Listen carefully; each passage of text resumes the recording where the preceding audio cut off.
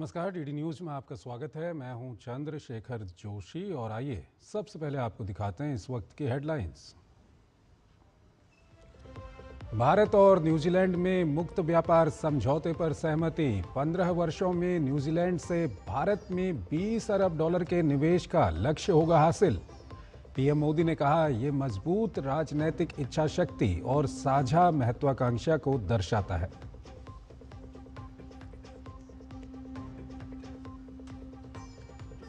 अरावली विवाद के बीच केंद्रीय पर्यावरण मंत्री भूपेंद्र यादव का बड़ा बयान। कहा, कुछ लोग कर रहे भ्रम फैलाने की कोशिश। अरावली क्षेत्र में माइनिंग की किसी भी तरह की कोई छूट नहीं।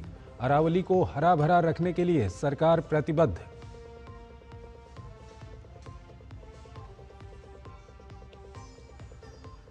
कोडीन कफ सिरप मामले में यूपी विधानसभा में संग्राम। सीएम योगी आदित्यनाथ ने कहा, कोडीन से राज्य में एक भी मौत नहीं। सपा पर किया पलटवार। कहा, एसटीएफ कर रही है जांच। अभियुक्तों के तार समाजवादी पार्टी से जुड़ने के दिए संकेत।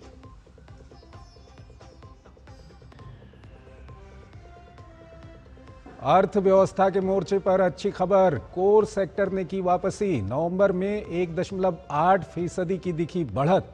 सीमेंट स्टील क्षेत्र ने भरी रफ्तार। सीमेंट में 14.5% की जबरदस्त वृद्धि।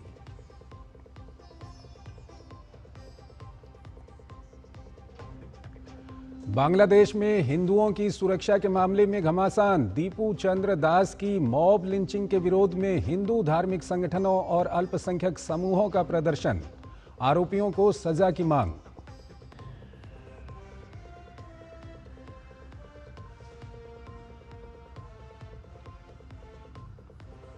शांति प्रयासों के बीच रूस को बड़ा झटका। कार बम धमाके में रूसी जनरल की मौत। यूक्रेन पर शक।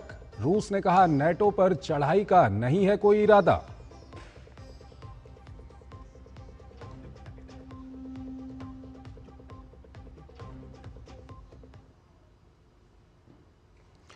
और आइए अब खबरों को विस्तार से देखते हैं। भारत और न्यूजीलैंड एक मुक्त व्यापार समझौते पर सहमत हो गए हैं।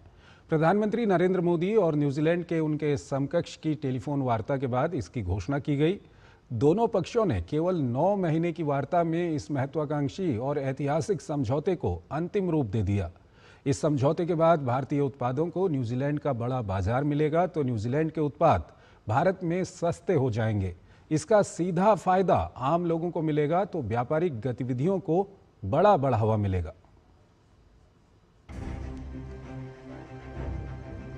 भारत न्यूजीलैंड मुक्त व्यापार समझौते पर सहमति। द्विपक्षीय आर्थिक सहयोग की दिशा में ऐतिहासिक पल। सोमवार को प्रधानमंत्री नरेंद्र मोदी और न्यूजीलैंड के उनके समकक्ष क्रिस्टोफर लक्सन की टेलीफोन वार्ता हुई। घोषणा की गई कि इस ऐतिहासिक, महत्वाकांक्षी और पारस्परिक रूप से लाभकारी समझौते पर दोनों पक्ष सहमत हो गए हैं। दोनों नेताओं ने विश्वास जताया कि इस समझौते से अगले 5 वर्ष में द्विपक्षीय व्यापार दोगुना करने और अगले 15 वर्ष में न्यूजीलैंड से भारत में 20 अरब डॉलर के निवेश का लक्ष्य हासिल कर लिया जाएगा। ऐतिहासिक समझौते पर सहमति के बाद पीएम मोदी ने सोशल मीडिया प्लेटफॉर्म एक्स पर लिखा, भारत न्यूजीलैंड संबंधों के लिए एक महत्वपूर्ण क्षण, द्विपक्षीय व्यापार और निवेश को बढ़ावा देने वाला एक सशक्त कदम। मेरे मित्र प्रधानमंत्री क्रिस्टोफर लक्सन और मैंने ऐतिहासिक भारत न्यूजीलैंड मुक्त व्यापार समझौता संपन्न होने के बाद एक बहुत ही सार्थक बातचीत की।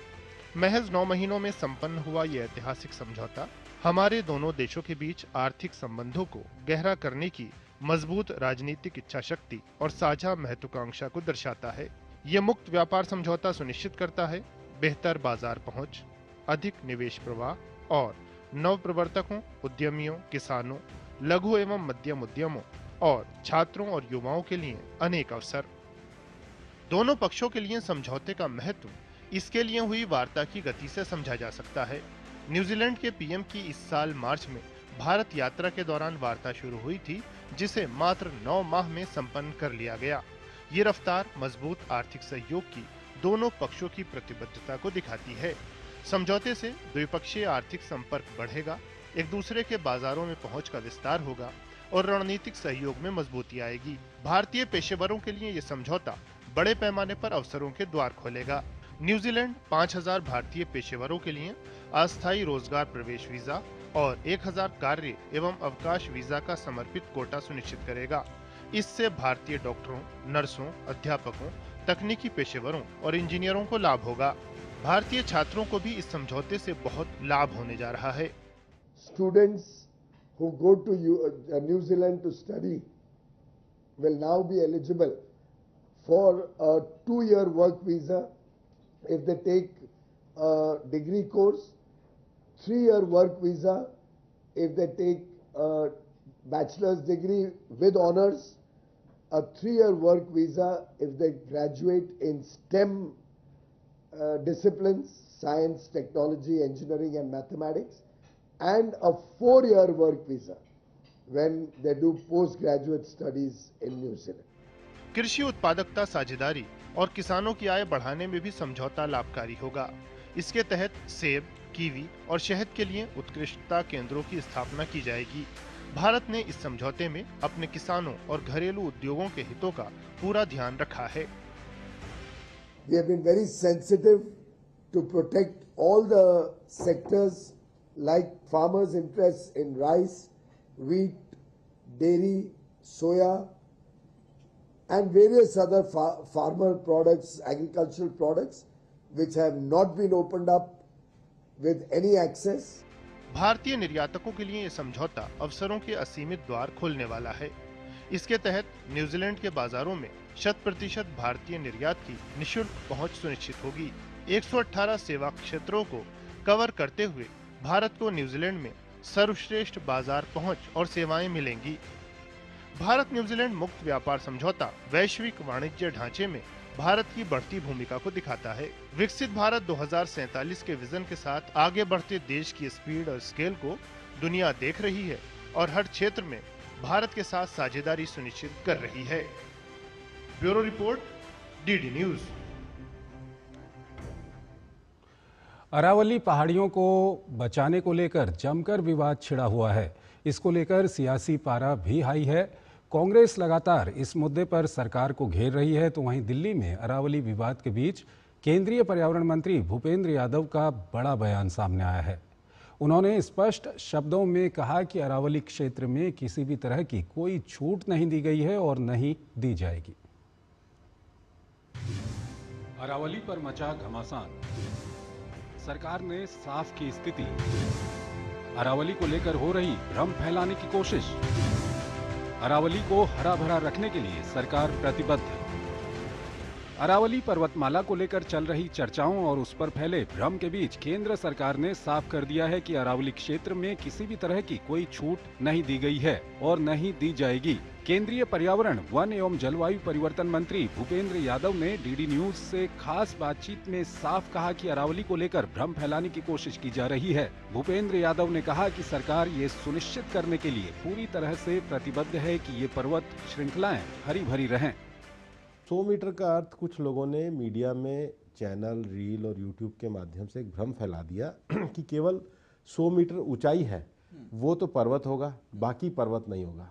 100 मीटर का अर्थ है कि पर्वत के शिखर से लेकर न्यूनतम 100 मीटर होना चाहिए, पर्वत के शिखर से लेकर और धरातल तक। तो धरातल कहाँ माना जाएगा? तो उस जिले का जो पूरा धरातल होगा उसकी न्यूनतम हाइट उस धरातल को मानी जाएगी। कुछ लोग झूठ और भ्रम फैलाना चाहते हैं। हम लोग ये चाहते हैं कि अरावली का इकोलॉजी सिस्टम रहे। हमने green Aravalli wall, green Aravalli project के विषय को शुरू किया है। स्वयं प्रधानमंत्री जी ने 2 बार दिल्ली के रिज में अरावली में वृक्षारोपण लगातार पिछले 2 एनवायरनमेंट डे में किया है। पिछले दिनों अरावली क्षेत्र की इकोलॉजी रेस्टोरेशन के लिए हमारे द्वारा लगातार वर्कशॉप की गई है। बल्कि इस निर्णय में भी उन्होंने जो ग्रीन अरावली प्रोजेक्ट है, ग्रीन अरावली प्रोजेक्ट में उसी को ग्रीनिंग करने का जोर दिया जाएगा जो अरावली का डिग्रेडेड फॉरेस्ट हो गया है और अवैध माइनिंग की गतिविधियों के कारण प्रभावित हुआ है। उन्होंने कहा कि कुछ लोग 100 मीटर पहाड़ को लेकर जनता में भ्रम फैला रहे हैं। 100 मीटर पहाड़ का मतलब है पहाड़ की चोटी से लेकर जमीन के स्तर तक और उस बिंदु तक जहां उसका स्थायी आधार जमीन पर स्थित है, जिसमें पूरी संरचना शामिल है। अरावली को लेकर कानूनी प्रक्रिया कोई नई नहीं है, बल्कि 1985 से इस पर याचिकाएं चल रही हैं। इन याचिकाओं का मूल उद्देश्य अरावली क्षेत्र में खनन पर सख्त और स्पष्ट नियम लागू करना रहा है, जिसका सरकार पूरी तरह समर्थन करती है। भूपेंद्र यादव ने कहा कि इस मामले को कांग्रेस अलग मोड़ देना चाहती है, लेकिन कांग्रेस को अरावली को लेकर वाकई चिंता है तो ये मामला अदालत में है, कांग्रेस अदालत में जा सकती है। सरकार तो नियम कानून से चलती है। मैं कह रहा हूँ सारे नियम वही हैं, कोई नियम स्थगित नहीं हुआ है, किसी नियम में कोई परिवर्तन और शिथिलता नहीं है। हम प्रोटेक्टेड एरिया को पूरी तरीके से फॉरेस्ट करने के लिए, फॉरेस्ट के डिग्रेडेशन को आगे बढ़ाने के लिए पूरी तरीके से प्रतिबद्ध है। और मैं तो कह रहा हूँ कि विषय अभी भी न्यायालय में ही लंबित है। अगर कांग्रेस को दिक्कत है तो वहाँ अपना विषय रख दें। भूपेंद्र यादव ने कहा कि अरावली में माइनिंग पर सख्ती बरकरार है और नई परिभाषा के लागू होने के बाद अरावली का 90% से अधिक क्षेत्र संरक्षित क्षेत्र में आ चुका है। केंद्रीय मंत्री ने कहा कि सुप्रीम कोर्ट के निर्देशों से न केवल अवैध खनन पर लगाम लगेगी, बल्कि अरावली को नुकसान पहुंचाने वाली गतिविधियों पर भी सख्त रोक लगेगी। उन्होंने कहा कि सरकार पिछले 2 साल से ग्रीन अरावली पहल चला रही है और इसके लिए प्रतिबद्ध है। तापस भट्टाचार्य के साथ ब्यूरो रिपोर्ट, डीडी न्यूज। आइए हम आपको बताते हैं कि अरावली को लेकर क्या सच है। अरावली का सच अब हम आपको बताने जा रहे हैं। नहीं बदली अरावली की परिभाषा। राजस्थान में 2006 से लागू परिभाषा अन्य राज्यों में भी समान रूप से लागू। सुप्रीम कोर्ट ने 9 मई 2024 को अवैध खनन रोकने के लिए विशेषज्ञ समिति बनाई, न कि खनन को बढ़ाने के लिए। विशेषज्ञ समिति की सिफारिशें सुप्रीम कोर्ट ने पूरी तरह स्वीकार की। 100 मीटर या उससे अधिक ऊंची पहाड़ियों और उनकी तली में खनन पूरी तरह प्रतिबंधित है। ये गलत प्रचार है कि 100 मीटर से कम ऊंचाई वाले सभी क्षेत्रों में खनन की अनुमति दे दी गई।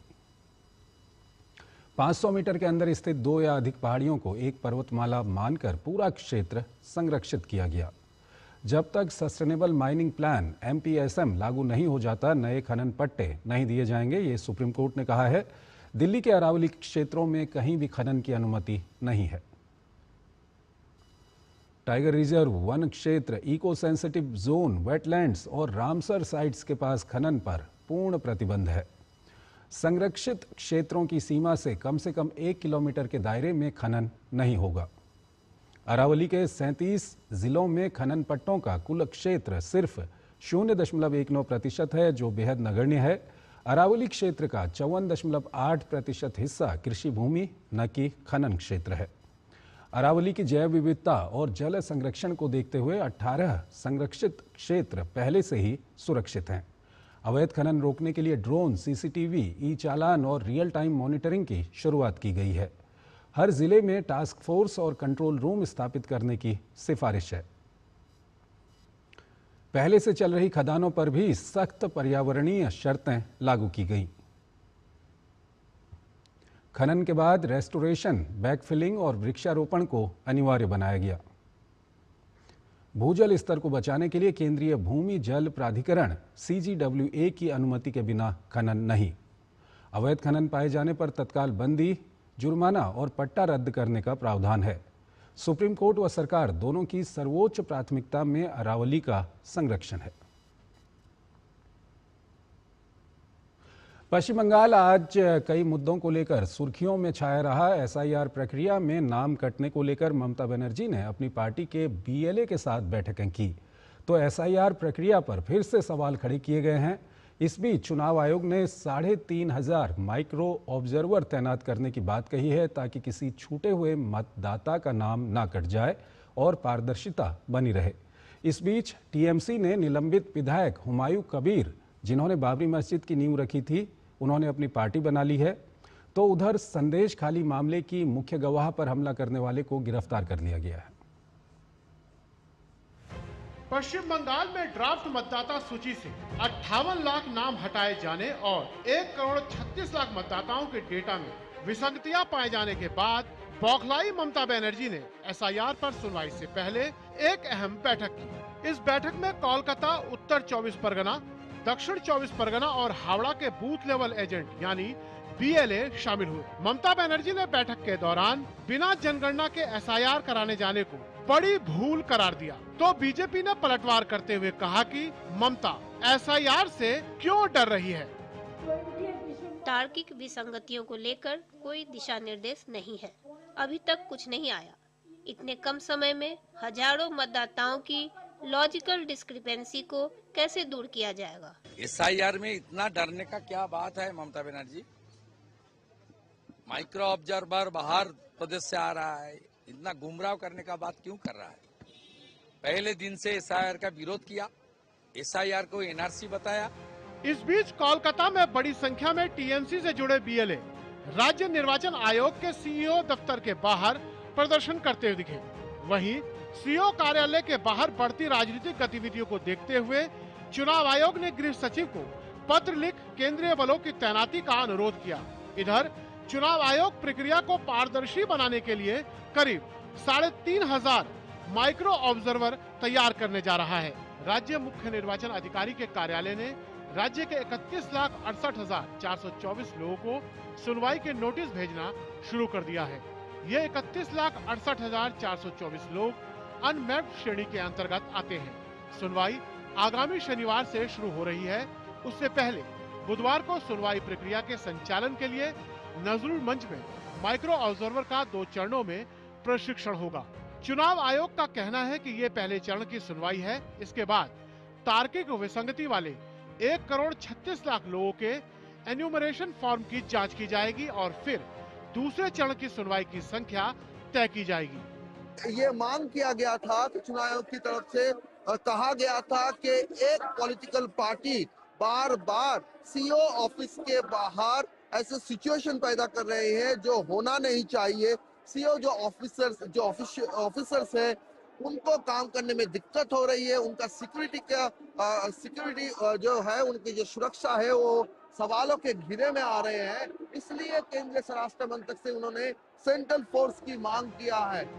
संदेश खाली कांड के मुख्य आरोपी आलिम मौला को गिरफ्तार कर लिया गया है। पकड़े गए आरोपी पर शेख शाहजहां के खिलाफ दर्ज कई मामलों के महत्वपूर्ण गवाह भोला घोष की योजनाबद्ध तरीके से हत्या करने की कोशिश का आरोप है।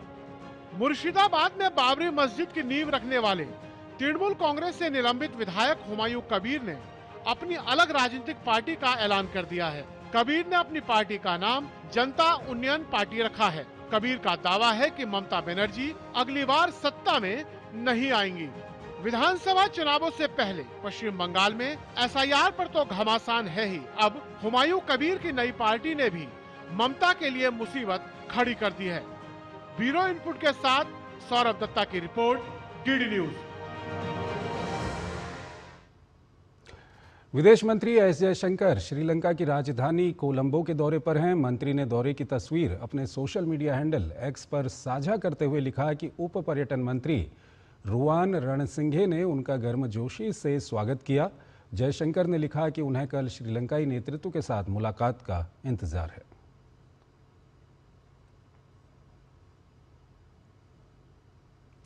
राजधानी दिल्ली में आज रक्षा मंत्री राजनाथ सिंह की मौजूदगी में DRDO और राष्ट्रीय रक्षा विश्वविद्यालय के बीच एक महत्वपूर्ण सहयोग समझौता MOU पर हस्ताक्षर किए गए। इस समझौते का उद्देश्य रक्षा अनुसंधान और शिक्षा के क्षेत्र में तालमेल बढ़ाना और सामरिक क्षमता को मजबूत करना है। रक्षा मंत्री राजनाथ सिंह ने नई दिल्ली में फिल्म 21 की विशेष स्क्रीनिंग के मौके पर लेफ्टिनेंट अरुण खेत्रपाल के परिवार और उनके टैंक क्रू मेंबर्स को सम्मानित किया। अरुण खेत्रपाल ने 1971 के युद्ध में वीरतापूर्वक लड़ाई लड़ी और देश के लिए सर्वोच्च बलिदान दिया था। फिल्म 21 उनकी बहादुरी को दिखाती है और हमारे सशस्त्र बलों के साहस का सम्मान करती है। इस दौरान रक्षा मंत्री ने फिल्म 21 के कलाकारों के साथ बातचीत भी की और उनके सफल भविष्य की कामना की। केंद्रीय सड़क परिवहन मंत्री नितिन गडकरी ने कहा कि भविष्य में किसान केवल अन्नदाता नहीं बल्कि ऊर्जा उत्पादन का भी माध्यम बनेंगे, जिससे ग्रामीण क्षेत्रों में रोजगार के अवसर बढ़ेंगे। IIT बॉम्बे में टेकफेस्ट लेक्चर सीरीज 2025-26 को संबोधित करते हुए गडकरी ने कहा कि अनुसंधान नवाचार और तकनीकी विकास देश को आत्मनिर्भर और समृद्ध बनाने के लिए जरूरी हैं। उन्होंने वैकल्पिक ऊर्जा, बायोफ्यूल और ग्रीन टेक्नोलॉजी के जरिए किसानों की आय बढ़ाने और ग्रामीण अर्थव्यवस्था को मजबूत बनाने पर भी जोर दिया।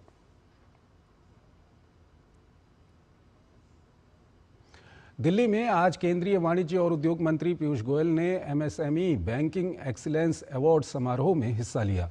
समारोह में एमएसएमई क्षेत्र में बेहतरीन प्रदर्शन करने वाले लोगों को एमएसएमई रत्न पुरस्कार से सम्मानित किया गया। इस दौरान जानकारी दी गई कि अब तक 7.5 करोड़ एमएसएमई रजिस्टर्ड हो चुके हैं, जिनमें 32 करोड़ लोग सीधे जुड़ चुके हैं। बैंक ऑफ बड़ौदा को बेस्ट बैंक सपोर्टिंग स्टार्टअप के लिए अवार्ड मिला, जबकि स्टेट बैंक ऑफ इंडिया को बेस्ट सपोर्टिंग और स्टार्टअप एमएसएमई अवार्ड से सम्मानित किया गया। पीयूष गोयल ने इस अवसर पर न्यूजीलैंड के साथ भारत के व्यापारिक रिश्तों का जिक्र करते हुए कहा कि अगले 15 साल में न्यूजीलैंड भारत में 1,20 करोड़ से ज़्यादा का निवेश करेगा। उन्होंने कहा कि भारत एमएसएमई सेक्टर के क्षेत्र में एक बड़ा निर्माता है और इस दिशा में हर कोई भारत की तरफ देख रहा है। पीयूष गोयल ने यह भी बताया कि पहले बड़े कारोबारी बैंक से पैसे लेकर चिंता मुक्त रहते थे, लेकिन अब छोटे कारोबारियों की चिंता को दूर किया जा रहा है।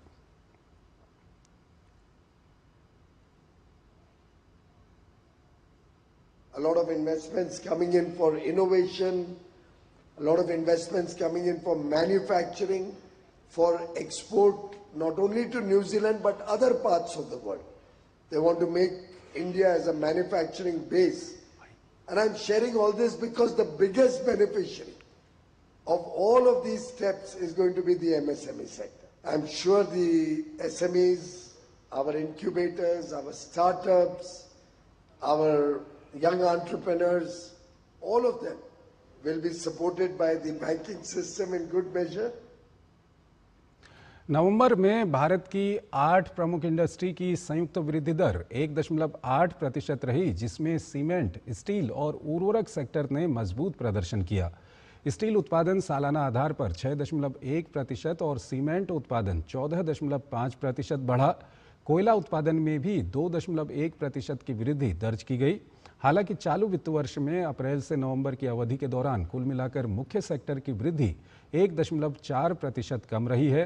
कोर सेक्टर का आईआईपी पर बड़ा असर पड़ता है। वहीं अक्टूबर में कम वर्किंग डेज के कारण औद्योगिक उत्पादन की गति धीमी रही।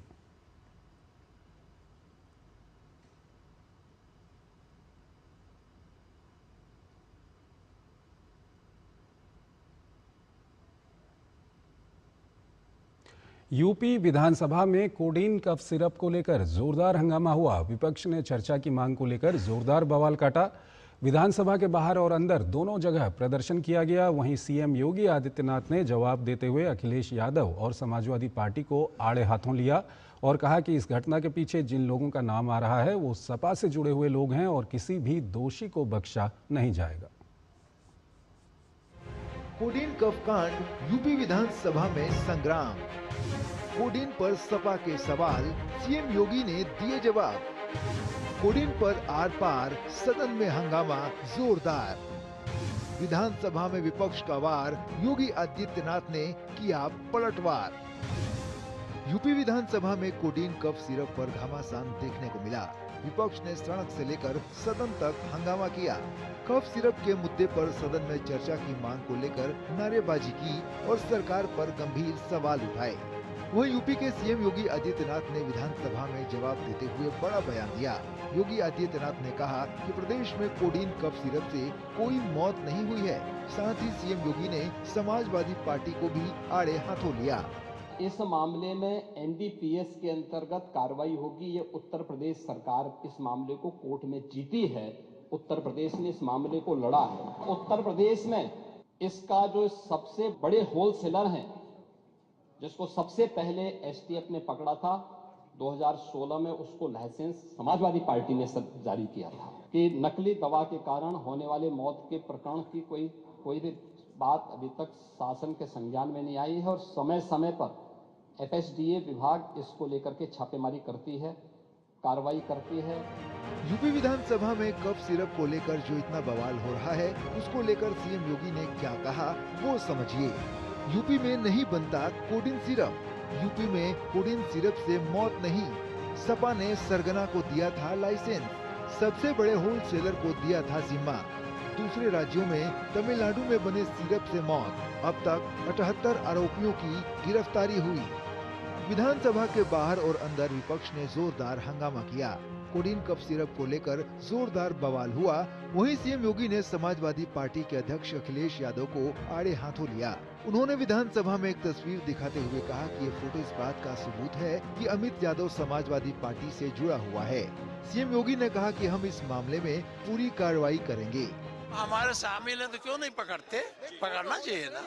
अमित यादव की फोटो अखिलेश यादव के साथ तो है ना।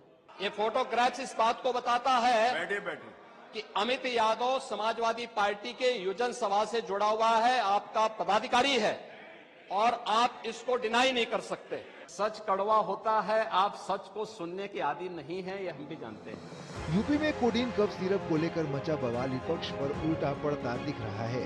जिस तरह से सपा ने हंगामा किया, लेकिन विधानसभा में योगी आदित्यनाथ ने जोरदार पलटवार किया और अब सपा का कनेक्शन सामने आ गया है।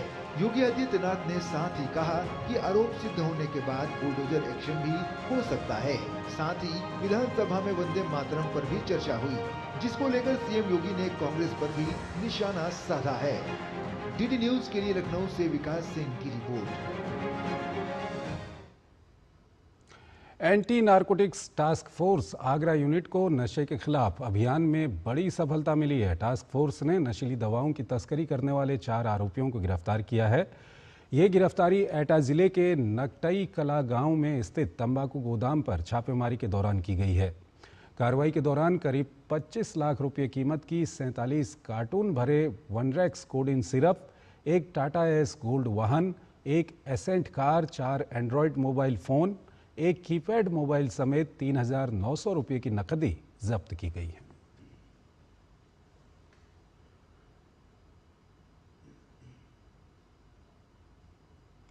केंद्रीय मंत्री किरण रिजिजू ने अजमेर में ख्वाजा मोइनुद्दीन हसन चिश्ती के 814वें उर्स के मौके पर प्रधानमंत्री नरेंद्र मोदी की ओर से भेजी गई चादर दरगाह में पेश की।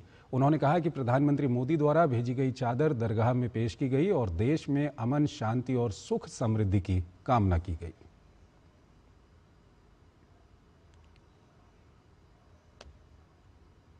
शरीफ में कहा जाता है कि जो आप मांगता है मिलता है। हमारे साथ में साथी जितने भी मंत्री जी, भागीरथ जी आया है, हमारे राजस्थान के मंत्री जी, पार्टी के कार्यकर्ता जितने भी आए, हम सब मिल करके चादर चढ़ाएंगे। और वैसे भी अजमेर शरीफ दरगाह का काफ़ी और काम करना है, क्योंकि ये भारत सरकार का नियम से चलता है। ये पार्लियामेंट का एक्ट से दरगाह का व्यवस्था चलती है, इसलिए मुझे डायरेक्टली इसमें देखना होता है। मेरा जिम्मेदारी है भारत सरकार का। जापान की सेमीकंडक्टर कंपनी रोहम कंपनी और टाटा इलेक्ट्रॉनिक्स ने भारत में चिप निर्माण के लिए रणनीतिक समझौता किया है। इसके तहत भारत में पावर सेमीकंडक्टर का निर्माण किया जाएगा, जिसकी आपूर्ति घरेलू और वैश्विक बाजारों में होगी। पहले चरण में टाटा इलेक्ट्रॉनिक्स रोहम के भारत में डिज़ाइन किए गए ऑटोमोटिव ग्रेड MOSFET की असेंबली और टेस्टिंग करेगी। अगले साल से बड़े पैमाने पर उत्पादन शुरू होने की उम्मीद है। दोनों कंपनियां भविष्य में उन्नत पैकेजिंग तकनीक के सह विकास पर भी काम करेंगी। ये साझेदारी भारत में डिजाइन से लेकर मैन्युफैक्चरिंग तक पूरा सेमीकंडक्टर इकोसिस्टम विकसित करने की दिशा में अहम कदम मानी जा रही है। नेशनल हेराल्ड केस में प्रवर्तन निदेशालय यानी ईडी की याचिका पर दिल्ली हाईकोर्ट ने सोनिया गांधी, राहुल गांधी और बाकी आरोपियों को नोटिस जारी किया है। ईडी ने इस केस में चार्जशीट पर संज्ञान लेने से इनकार करने वाले राउज एवेन्यू कोर्ट के आदेश को SC में चुनौती दी है। इस मामले में अगली सुनवाई 2026 के मार्च में होगी। पिछले हफ्ते राउज एवेन्यू कोर्ट ने ईडी की चार्जशीट पर संज्ञान लेने से इनकार कर दिया था। कोर्ट ने तर्क दिया था कि ईडी का केस सुब्रमण्यम स्वामी की निजी शिकायत पर आधारित है, न कि शेड्यूल्ड ऑफेंस यानी मनी लॉन्ड्रिंग कानून की सूची में शामिल अपराध में दर्ज FIR पर। इस पर ईडी का कहना है कि निचली अदालत का निष्कर्ष गलत है। इसका असर PMLA के तहत दर्ज दूसरे केसों पर भी पड़ेगा। ईडी के मुताबिक ट्रायल कोर्ट के जज ने ये समझने में भूल की कि इस केस से जुड़ी निजी शिकायत पर एक सक्षम कोर्ट पहले ही संज्ञान ले चुका है। निजी शिकायत पर कोर्ट का संज्ञान लेना पुलिस की ओर से एफआईआर दर्ज करने से कहीं ज्यादा अहमियत रखता है। यही नहीं, इस मामले में कोर्ट की ओर से निजी शिकायत पर संज्ञान लेने के फैसले को हाई कोर्ट और सुप्रीम कोर्ट तक ने बरकरार रखा है। बिहार के मुख्यमंत्री नीतीश कुमार ने आज दिल्ली में पीएम नरेंद्र मोदी और केंद्रीय गृह मंत्री अमित शाह से मुलाकात की है। बताया जा रहा है कि पीएम और नीतीश कुमार के बीच करीब 30 मिनट तक बातचीत हुई। नीतीश कुमार के साथ केंद्रीय मंत्री राजीव रंजन और बिहार के डेप्यूटी सीएम सम्राट चौधरी भी मौजूद थे। बिहार विधानसभा चुनाव में भारी जीत के बाद यह उनका पहला दिल्ली दौरा है।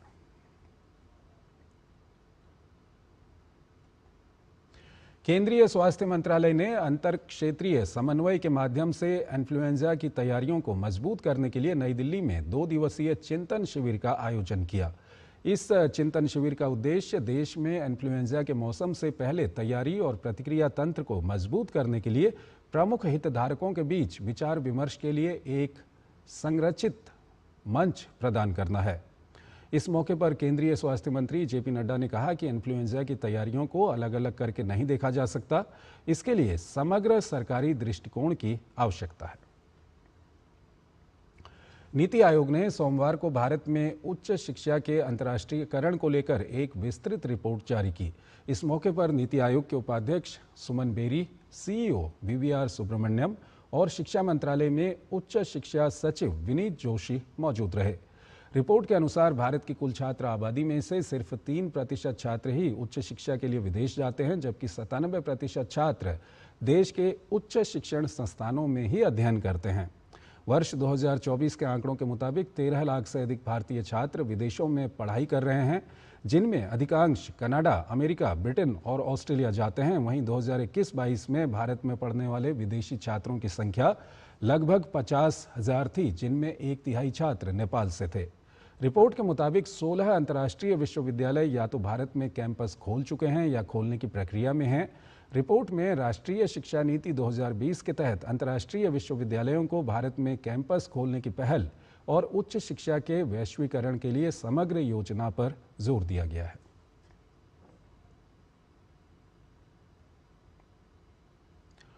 Garden reach ship builders and engineers यानी GRSE ने स्वदेशी रूप से डिजाइन और निर्मित 8 पनडुब्बी रोधी उथले जल युद्धपोतों की श्रृंखला का तीसरा जहाज अंजाद्वीप भारतीय नौसेना को सौंप दिया है। इन युद्धपोतों का डिजाइन और निर्माण इंडियन रजिस्टर ऑफ शिपिंग के वर्गीकरण नियमों के अनुसार किया गया है।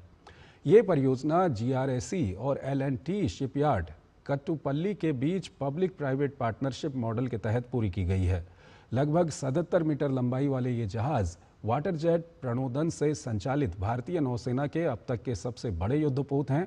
इनमें अत्याधुनिक हल्के टॉर्पीडो, स्वदेशी रूप से विकसित पनडुब्बी रोधी रॉकेट और उथले जल सोनार लगाए गए हैं, जो पानी के भीतर मौजूद खतरों की प्रभावी पहचान और उनसे निपटने में सक्षम बनाते हैं। ये जहाज नौसेना की पनडुब्बी रोधी युद्ध क्षमता, तटीय निगरानी और माइन बिछाने की क्षमता को और मजबूत करेगा। अंजाद्वीप की डिलीवरी स्वदेशी जहाज निर्माण की दिशा में भारतीय नौसेना की एक और महत्वपूर्ण उपलब्धि है। 80% से अधिक स्वदेशी सामग्री के साथ ये जहाज सरकार के आत्मनिर्भर भारत विजन को साकार करने की दिशा में एक मजबूत कदम है। भारत और यूएई की थल सेनाओं के लिए अल हमरा में चलाया जा रहा संयुक्त सैन्य अभ्यास डेजर्ट साइक्लोन 2 तेजी से आगे बढ़ रहा है। इस अभ्यास के तहत भारतीय सेना और यूएई थल सेना के जवान गहन संयुक्त प्रशिक्षण में भाग ले रहे हैं। प्रशिक्षण में कक्षा आधारित शिक्षण के साथ साथ मैदानी अभ्यासों का सख्त और संतुलित संयोजन भी शामिल है। इस प्रशिक्षण का मुख्य फोकस शहरी युद्ध की बुनियादी क्षमताओं को मजबूत करना है। इस अभ्यास में इमारतों की पहचान और तलाशी, आईईडी की गहन जानकारी, हताहतों की निकासी के उपाय और प्राथमिक उपचार जैसे विषयों को बताया जा रहा है। इन गतिविधियों का उद्देश्य दोनों सेनाओं के बीच आपसी तालमेल बढ़ाना और शहरी क्षेत्रों में समान संचालन प्रक्रियाओं का विकास करना है। मोदी सरकार विकसित भारत के संकल्प को पूरा करने के लिए विकसित भारत जी राम जी योजना लेकर आई है, जो मनरेगा की जगह लेगी। इस योजना में 100 की जगह 125 दिन रोजगार की गारंटी है, जिसको लेकर ग्रामीण मजदूर काफ़ी खुश हैं। तो इस योजना में किए गए प्रावधानों को लेकर भी लोगों को उम्मीद बंधी है कि अब और ज़्यादा पारदर्शिता के साथ उन्हें उनके काम का समय पर भुगतान मिल पाएगा। देश के युवाओं को रोजगार के ज्यादा से ज्यादा अवसर प्रदान करने और वर्ष 2047 तक देश को विकसित राष्ट्र बनाने के लक्ष्य को हासिल करने के लिए शुरू की गई विकसित भारत जी राम जी योजना मील का पत्थर साबित होने जा रही है। इस योजना में 100 दिनों के बदले 125 दिनों की मजदूरी रोजगार की गारंटी दी गई है, जो रोजगार की राह देख रहे गरीबों के लिए नई उम्मीद की किरण बनकर उभरी है। घर इससे ही चलता है, बच्चे सब दोनों कमाते तभी चलता है, और इसके लिए हमें रोजगार और चाहिए, और 100 दिन 25 दिन बढ़ा दिए, उसके लिए प्रधान मोदी जी को आपको बहुत बहुत धन्यवाद, आभार। हमारा बच्चे और हमारा घर परिवार चलता है। मोदी जी से यही प्रार्थना करते हैं कि लोगों को अधिक से अधिक रोजगार मिले, और 125 दिन कर दिए, इसके लिए उनको हम बहुत आभार हैं। विकसित भारत जी राम जी कानून से पारदर्शिता, सामाजिक सुरक्षा में इजाफा हुआ है।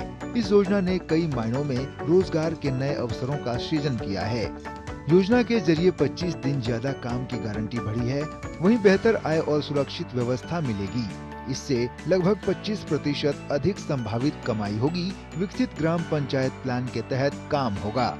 काम पहले से तय और चिन्हित रहेगा। साल 2024-25 में 99.94% भुगतान डिजिटल हुआ है, और आधार बायोमेट्रिक सत्यापन से मजदूरी सीधे खाते में जाएगी, जिससे मजदूरी की रकम की चोरी समाप्त होगी। काम नहीं दिए जाने पर बेरोजगारी भत्ता मिलेगा। इसके तहत महिलाओं की भागीदारी 48% से बढ़ाकर 56% हुई है। नया कानून संतुलित है, राज्यों की विभिन्न क्षमताओं को ध्यान में रखकर तैयार किया गया है। Bureau report, DD news. Delhi सरकार वायु प्रदूषण को नियंत्रित करने के लिए लगातार सख्त कदम उठा रही है। पिछले 4 दिनों से लागू ग्रेड 4 के नियमों का असर दिखाई दे रहा है और हवा की गुणवत्ता में सुधार हुआ है। पर्यावरण मंत्री मनजिंदर सिंह सिरसा ने बताया कि नो पीयूसी नो फ्यूल नियम के बाद अब तक 2 लाख से ज़्यादा वाहनों की पीयूसी यानी कि पॉल्यूशन अंडर कंट्रोल जांच की गई, जिनमें ये बताया गया है कि ये जांच वहां पर की गई है, जिनमें करीब 10,000 वाहन मानकों पर खरे नहीं उतरे। उन्होंने कहा कि सभी पीयूसी केंद्रों को नई और आधुनिक मशीनों से अपग्रेड किया जा रहा है ताकि जांच जल्दी हो सके। नियम तोड़ने वाली औद्योगिक इकाइयों को तुरंत सील किया जाएगा, और जो उद्योग 31 दिसंबर तक OECM यानी कि अन्य प्रभावी क्षेत्र आधारित संरक्षण उपाय सर्टिफिकेट के लिए आवेदन नहीं करेंगे, उन पर सख्त कार्रवाई होगी। MCD और DPCC मिलकर अवैध फैक्ट्रियों की पहचान कर उन्हें बंद करेंगे। मंत्री ने यह भी बताया कि धूल कम करने के लिए सड़कों की दिन रात सफाई और पानी का छिड़काव किया जा रहा है, और लैंडफिल साइट्स पर रोजाना बड़ी मात्रा में कचरे की बायो माइनिंग की जा रही है, जिससे प्रदूषण कम हो सके। दिल्ली के अंदर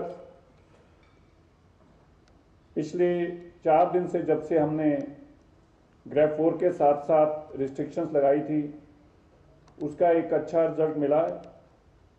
दिल्ली में PUCC में अब तक 2,12,332 इस दौरान कल रात तक PUCC हुए हैं। 2,12,332 ये पिछले जब से हमने ग्रेड 4 के साथ साथ नो PUCC नो फ्यूल लगाया है, तब से टोटल नंबर है। तेलंगाना के राचकोंडा पुलिस आयुक्तालय क्षेत्र में वर्ष 2025 के दौरान कुल अपराध के मामलों में बढ़ोतरी दर्ज की गई है। ये जानकारी पुलिस आयुक्त सुधीर बाबू ने वार्षिक अपराध रिपोर्ट जारी करते हुए दी। रिपोर्ट के अनुसार 2024 में 28,626 मामले दर्ज हुए थे, जो 2025 में बढ़कर 33,040 हो गए। अपहरण, पॉक्सो और महिलाओं के खिलाफ अपराधों में करीब 4% की वृद्धि हुई है।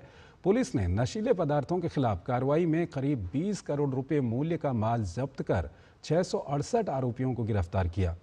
आबकारी अधिनियम के तहत 656 मामले दर्ज हुए, जबकि मानव तस्करी के 73 मामलों का खुलासा किया गया। साइबर अपराध के मामले 4,618 से घटकर 3,734 रह गए। वहीं सड़क हादसों में 659 लोगों की मौत ने चिंता बढ़ा दी है। कश्मीर प्रगति की पटरियों पर तेजी से दौड़ रहा है। इस कड़ी में रविवार को भारतीय खाद्य निगम की पहली खाद्यान्न मालगाड़ी कश्मीर के अनंतनाग माल टर्मिनल पर पहुंची है, जिससे कश्मीर क्षेत्र अब औपचारिक रूप से राष्ट्रीय माल रेल नेटवर्क से जुड़ गया है। जानकारी के मुताबिक करीब 1384 टन अनाज लेकर ये मालगाड़ी पंजाब के अजितवाल रेलवे स्टेशन से रवाना होकर सुरक्षित अनंतनाग माल टर्मिनल पहुंची है।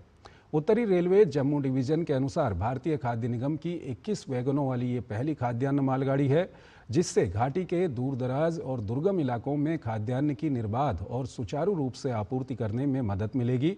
साथ ही स्थानीय बाजारों को बढ़ावा मिलेगा और क्षेत्रीय कृषि अर्थव्यवस्था को मजबूती मिलेगी। छत्तीसगढ़ के सुकमा में नक्सलियों की हालत बुरी हो चुकी है। एंटी नक्सल ऑपरेशन में सीआरपीएफ और जिला पुलिस ने नक्सलियों के हथियारों का जखीरा नष्ट कर दिया है। उनकी ऑर्डिनेंस फैक्ट्री में बड़ी मात्रा में सामग्री डंप की गई थी। इसमें 8 नग सिंगल शॉट राइफल हथियार और बड़ी मात्रा में विस्फोटक सामग्री समेत हथियार निर्माण सामग्री उपकरणों को बरामद किया गया है।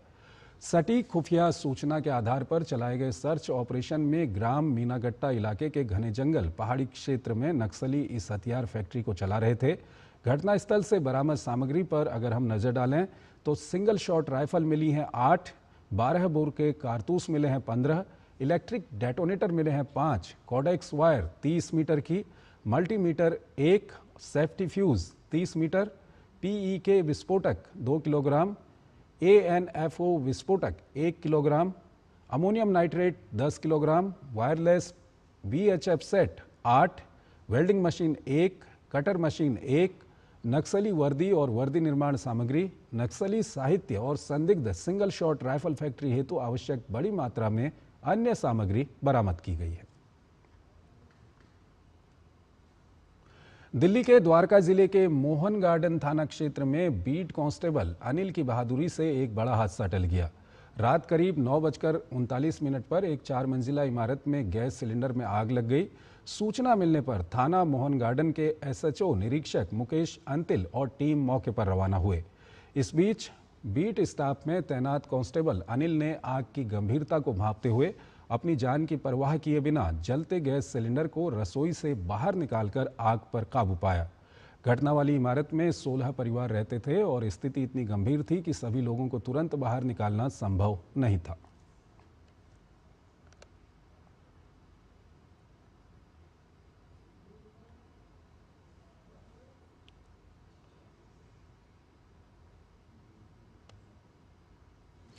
देश के उत्तर मध्य पूर्व और पूर्वोत्तर भारत के कई हिस्सों में 23 दिसंबर की रात और तड़के सुबह घने से बहुत घना कोहरा छाए रहने की संभावना है।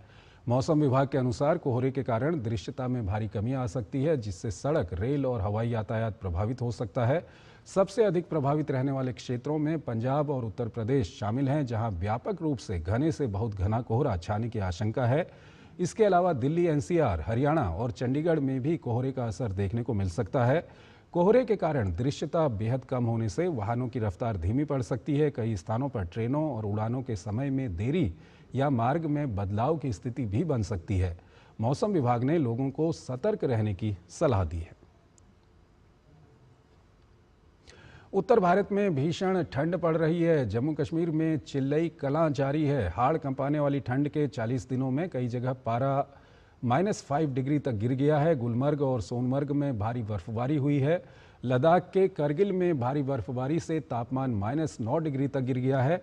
पुंछ में भारी बर्फबारी के बीच मुगल रोड पर कुछ लोग फंस गए। फंसे हुए लोगों को निकालने के लिए जम्मू कश्मीर पुलिस ने रेस्क्यू ऑपरेशन चलाया। वहीं गांदरबल में भी भारी बर्फबारी के बीच कई वाहन फंस गए, जिन्हें स्थानीय प्रशासन ने सुरक्षित रवाना कराया।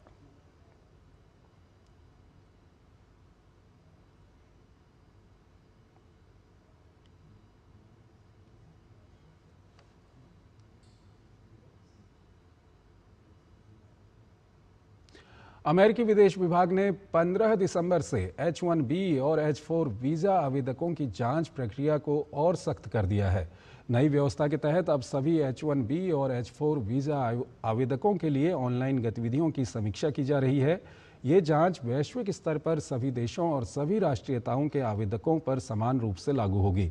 विदेश विभाग के अनुसार ये कदम H-1B वीज़ा के दुरुपयोग को रोकने और प्रणाली की पारदर्शिता सुनिश्चित करने के उद्देश्य से उठाया गया है। हालांकि अमेरिका के दूतावास और वाणिज्य दूतावास H-1B और H-4 गैर अप्रवासी वीज़ा आवेदनों को पहले की तरह स्वीकार और प्रक्रिया में ले रहे हैं। अधिकारियों ने आवेदकों को सलाह दी है कि वो समय से पहले आवेदन करें और अतिरिक्त जांच के कारण वीज़ा प्रक्रिया में संभावित देरी के लिए तैयार रहें।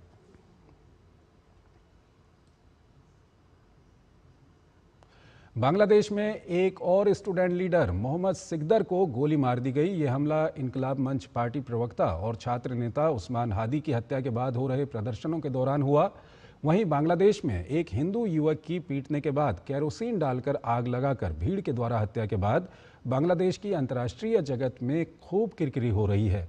भारत ने भी बांग्लादेश में अल्पसंख्यकों को लेकर चिंता जताई है। हालांकि बांग्लादेश इन घटनाओं को गंभीरता से नहीं ले रहा और उल्टा चोर कोतवाल को डांटे वाली हरकत पर उतर आया है।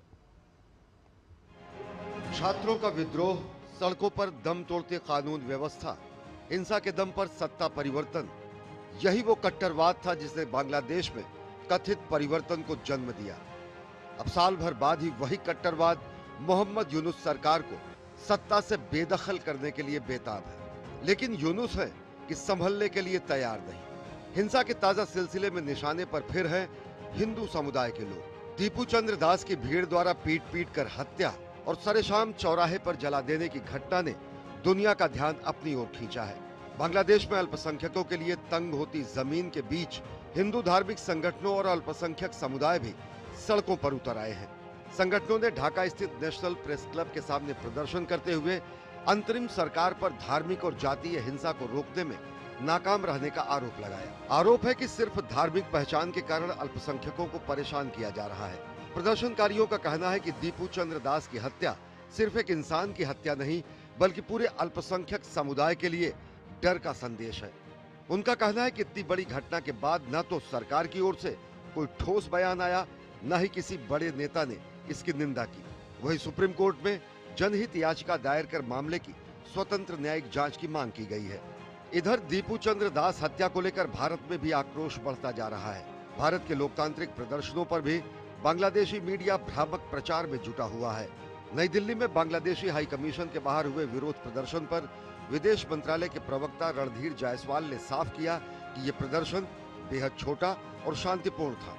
इससे बांग्लादेश उच्चायोग की सुरक्षा को कोई खतरा नहीं था। बांग्लादेश की बिगड़ती स्थिति पर शेख हसीना भी परेशान है। उन्होंने कहा कि हिंसा आम बात हो गई है, जबकि अंतरिम सरकार इसे मानने से इनकार करती है या इसे रोकने में नाकाम है। ऐसी घटनाएं बांग्लादेश को अंदर से अस्थिर करती हैं, साथ ही पड़ोसी देशों से संबंध कमजोर कर रही हैं। आगामी चुनाव को लेकर शेख हसीना ने दो टूक कहा है कि उनकी पार्टी के बिना चुनाव सिर्फ राज्याभिषेक होगा। उधर इनकलाब मंच के पार्टी प्रवक्ता उस्मान हादी की हत्या के मामले में इंसाफ न मिलने पर अंतरिम सरकार को उखाड़ फेंकने के लिए आंदोलन शुरू करने की धमकी दी गई है। इससे पहले इनकलाब मंच ने हादी के हत्यारों को पकड़ने के लिए सरकार को 24 घंटे का अल्टीमेटम दिया था। कानून व्यवस्था कितनी तेजी से हाथ से निकलती जा रही है, इसका अंदाजा इस बात से लगाया जा सकता है कि इस गंभीर स्थिति में अब एक और युवा नेता गोलियों का शिकार हुआ है। नेशनल सिटीजन पार्टी खुलना के डिविजनल प्रमुख को अज्ञात हमलावरों ने गोली मार दी है। गंभीर हालत में उन्हें अस्पताल में भर्ती कराया गया है। बांग्लादेश की बिगड़ती स्थिति पर पूरी दुनिया की निगाहें टिकी हैं। ब्रिटिश संसद के 3 सांसदों ने एक प्रस्ताव पेश कर ताजा हिंसा की निंदा की है और स्वतंत्र और निष्पक्ष चुनाव की उम्मीद जताई है। रूस यूक्रेन युद्ध की रणभूमि में रूस पहले से ज्यादा आक्रामक हो चुका है। बताया जा रहा है कि सभी सुमी इलाके में यूक्रेनी सैनिकों को पीछे भागना पड़ा है। दूसरी ओर दक्षिणी मॉस्को में एक रूसी जनरल की बम विस्फोट में मौत के पीछे यूक्रेन का हाथ बताया जा रहा है। वहीं रूस यूक्रेन युद्ध को रोकने के लिए बातचीत का दौर भी जारी है। हालांकि युद्ध रोकने को लेकर अभी बड़ी सफलता नहीं मिली है, लेकिन सभी पक्ष बातचीत को सकारात्मक बता रहे हैं। आइए आपको ताजा घटनाक्रम से जुड़ी एक रिपोर्ट दिखाते हैं।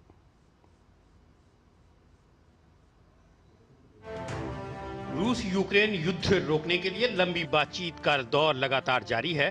अमेरिका के मियामी में यूक्रेन शांति के लिए अमेरिका, रूस, यूक्रेन और यूरोप के प्रतिनिधियों के बीच कई दिन मंथन चला, लेकिन इन बैठकों से कोई ठोस नतीजा सामने नहीं आया है।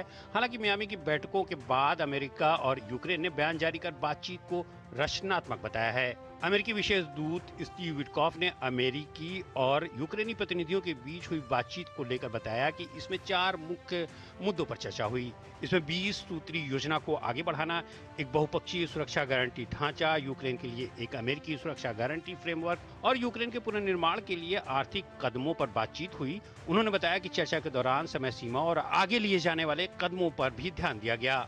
दरअसल पिछले महीने अमेरिका ने एक 28 सूत्री योजना का प्रस्ताव रखा था, जिसे यूक्रेन और उसके यूरोपीय सहयोगियों ने रूस के पक्ष में झुका हुआ बताकर खारिज कर दिया था। रूस की तरफ से विशेष दूत किरिल दिमित्रियव ने स्टीव विटकॉफ और राष्ट्रपति ट्रंप के दामाद जेरेड कुशनर से बातचीत की। क्रेमलिन का कहना है कि दिमित्रियव राष्ट्रपति पुतिन से मिलकर उन्हें बातचीत की जानकारी देंगे, जिसके बाद तय किया जाएगा कि आगे क्या फैसला लेना है। दूसरी तरफ अमेरिकी खुफिया रिपोर्ट के हवाले से ये कहा जा रहा है कि रूसी राष्ट्रपति पुतिन ने यूक्रेनी जमीन पर कब्जा करने की अपनी महत्वाकांक्षा अभी नहीं छोड़ी है, जबकि क्रेमलिन ने इसे खारिज कर दिया है। वहीं रूस द्वारा पूरे यूरोप को जीत लेने से जुड़े बयानों को लेकर अमेरिकी राष्ट्रीय खुफिया निदेशक तुलसी गबार्ड का बयान आया है। उन्होंने कहा है कि रूस के पास फिलहाल सारे यूक्रेन को कब्जा करने की भी क्षमता नहीं है। ऐसे में यूरोप पर कब्जे की बात तो छोड़ ही दीजिए। इन सारी चर्चाओं और बयानों से इतर रूस यूक्रेन के बीच भीषण संघर्ष जारी है। सुमी क्षेत्र में रूसी सेना की बढ़त के चलते कई जगहों से यूक्रेन के पीछे हटने की खबरें आ रही हैं। वहीं दूसरी तरफ सोमवार को दक्षिणी मॉस्को में एक कार बम धमाके में एक रूसी जनरल की मौत हो गई। बताया जा रहा है कि मारे गए जनरल रूसी सेना की ट्रेनिंग की देखरेख से जुड़े हुए थे। रूसी अधिकारियों ने इस हमले के पीछे यूक्रेन का हाथ होने का शक जताया है। वहीं सोमवार को ही रूस के क्रास्नोडार क्षेत्र में यूक्रेनी ड्रोन हमले में 2 जहाज क्षतिग्रस्त हो गए और एक बड़े इलाके में आग लग गई। और आइए अब आपको दिखाते हैं कुछ अन्य अंतर्राष्ट्रीय खबरें फटाफट अंदाज में। सिडनी के बोंडाई बीच पर हुए आतंकी हमले पर पुलिस ने नया खुलासा किया है। सोमवार को पुलिस ने बताया कि आरोपी साजिद और नावेद अकरम ने सिडनी के बाहरी इलाके में बंदूक प्रशिक्षण लिया था। पुलिस ने यह भी बताया कि हमले की शुरुआत में बंदूकधारियों ने 4 विस्फोटक फेंके थे जो फटे नहीं। वहीं ऑस्ट्रेलिया के प्रधानमंत्री एंथनी एल्बनीज ने घटना के लिए यहूदी समुदाय से माफी मांगी है। इससे पहले रविवार को बोंडी बीच पर पीड़ितों को श्रद्धांजलि देने के मौके पर वहां मौजूद लोगों ने पीएम एल्बनीज के सामने हूटिंग भी की। इस बीच ऑस्ट्रेलिया में न्यू साउथ वेल्स की संसद ने बोंडाई बीच पर हुए आतंकी हमले के बाद बंदूक और विरोध प्रदर्शन संबंधी सख्त कानून पारित करने के लिए एक विशेष सत्र बुलाया है।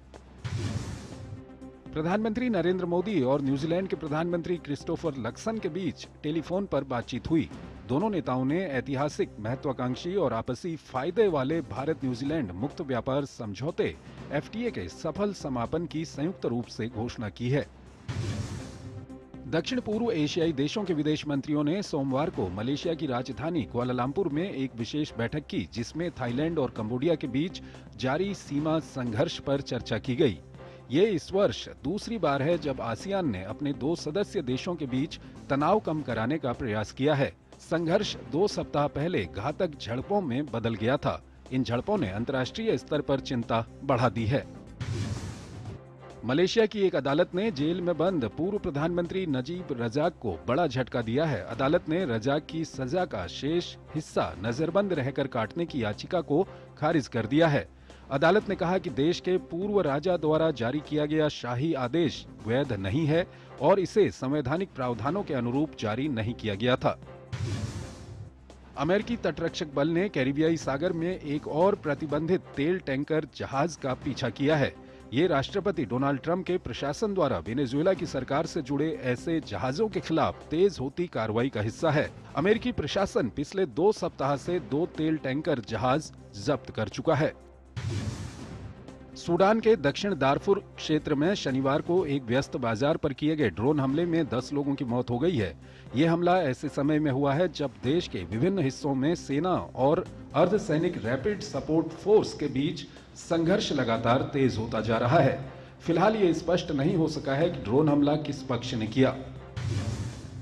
ग्वाटेमाला सिटी के जंगली इलाके में 3 दिनों में 12 शव पाए गए हैं। इन लाशों को गैंग वायलेंस से जोड़ा जा रहा है। फायर डिपार्टमेंट और स्थानीय मीडिया रिपोर्ट्स के अनुसार शवों को ऐसे क्षेत्र में फेंक दिया गया था जहां अपराधी अक्सर लाशों को ठिकाने लगाते हैं। पिछले काफी समय से ग्वाटेमाला आपराधिक हिंसा का गढ़ रहा है।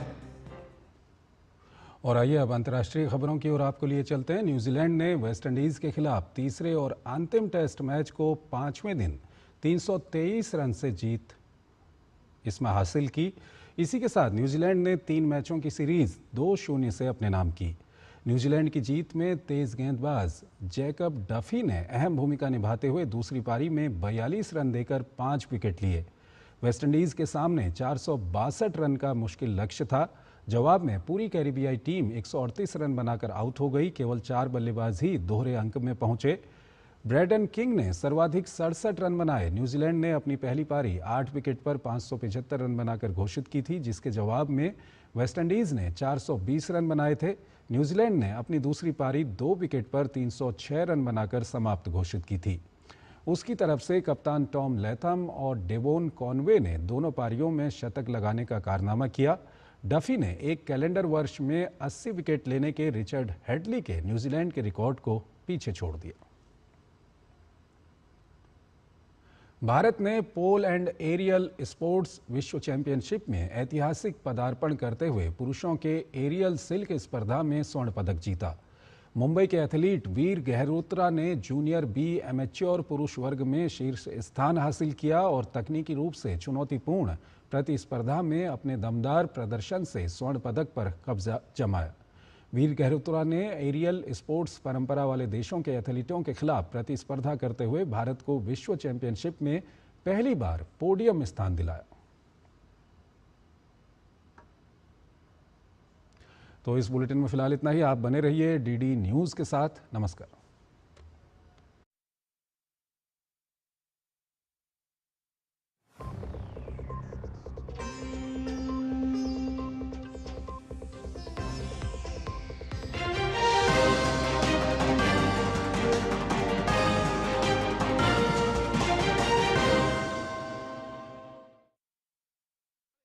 सिर्फ डीडी